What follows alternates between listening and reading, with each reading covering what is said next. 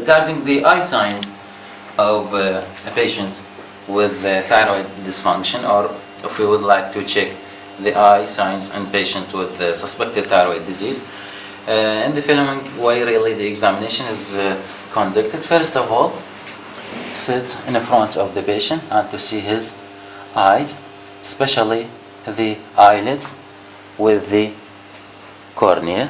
As we see here, okay. As we see here, the lower eyelid is just at the inferior limbus, at the inferior border of the cornea, while the upper eyelid midway between the pupil and upper border of the cornea, which is the normal. Patient with lid retraction, the upper eyelid will be elevated and the sclera will be visible from above, while a patient with exophthalmos may have either visible sclera below or the sclera will be visible from above and below. This is the eye sign from the front. After that, we have to check for a proptosis from the side, which is a protrusion of the eyeball for both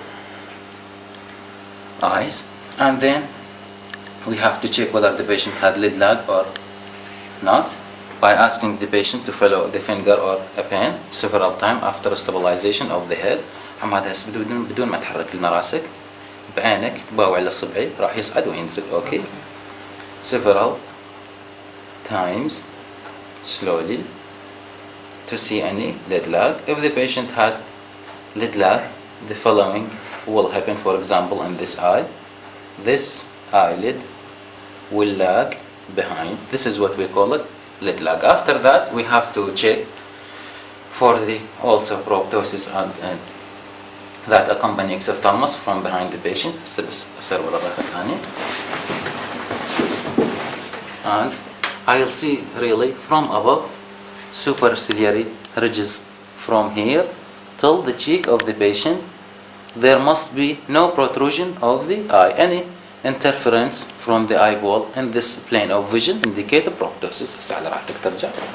After that, let's return back from the front and to see the eye again. First of all, I'll ask the patient to bend his head down. تنزل راسك هيك ترفع عيونك لفوق هيك تباوع لفوق to see for the wrinkles. Absence of wrinkles indicate exophthalmos here. هسه على راحتك. After that, I'll check the following. ورا اصبعي بابا لهنا. I'll check for any conjunctival or watering of the eye, conjunctival congestion, corneal ulceration. This is due to overexposure of the cornea and conjunctiva because of inability to close the eyes in patient with exophthalmos. Also, the contralateral side should be checked. Okay, عشتيدك. After that, we have to determine roughly the pressure in both eyes. بس غمض عيونك to check just the pressure in both eyes. عشتيدك. After that, we have to perform the H test and asking for any diplopia and to see any limitation or any nystagmus. تتابع لنا اصبعي وين ما يروح. شوف لنا اياه واي مكان تصير به الصورة اثنين تقول لنا بيها.